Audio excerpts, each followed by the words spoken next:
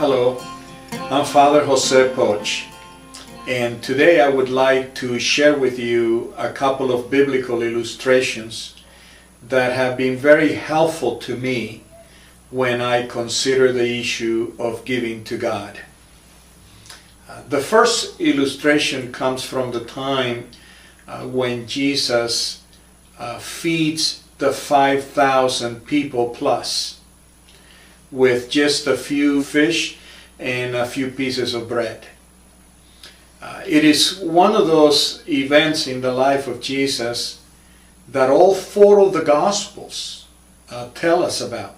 Jesus has gone with his disciples to rest in the area of Bethsaida, but as he arrives at the shore, he is encountered by a great multitude. Jesus begins to teach them and spends all day pretty much teaching them. And as the evening falls, there is a necessity that all these people be fed, or at least be given the opportunity to go home. Of course, Philip comes and Jesus says to feed them. He says, we don't have enough money or enough food to feed this many people. And Jesus asks them about what they do have, and they tell him about a young lad that has some fish and a few pieces of bread, perhaps for his lunch.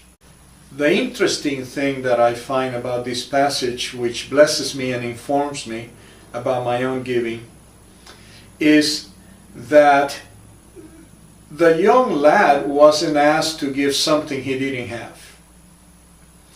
What Jesus asks of us so often is not beyond our ability or beyond what we have. He asks us for what we do have, that we would give that to him so that he can do the miracles. The second thing that is so important to me is that this young lad had to give it all.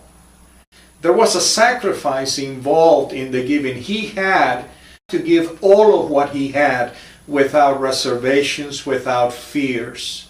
The third thing that blesses me is how by giving this to the Lord, over 5,000 people are fed, and not just one young lad.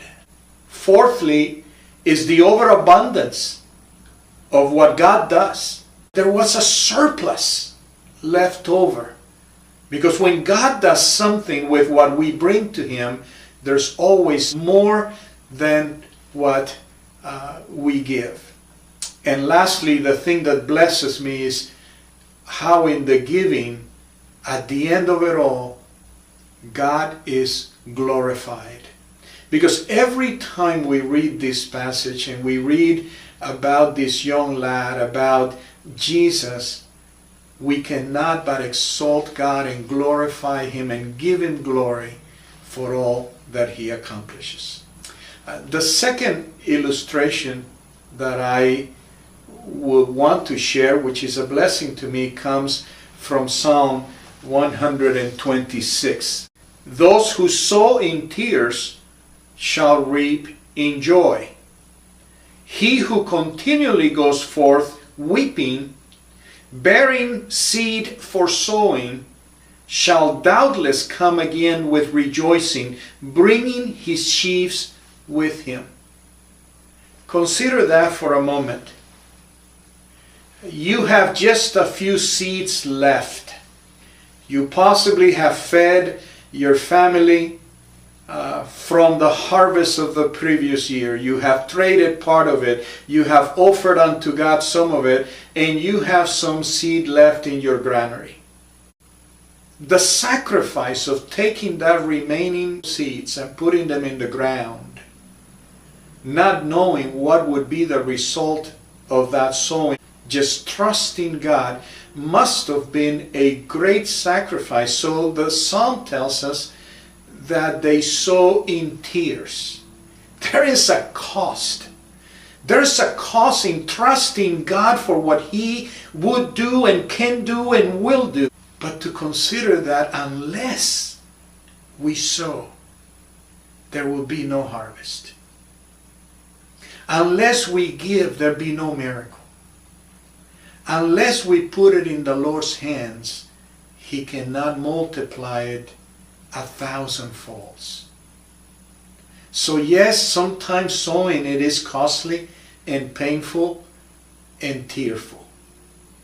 But the joy of reaping the harvest, of seeing what God can do in our lives, in our church, in the lives of others, because we trusted Him, that reaping is one that would fill us with joy, with trust. And at the end of the harvest, we say, thank you, Lord, for you never, ever let us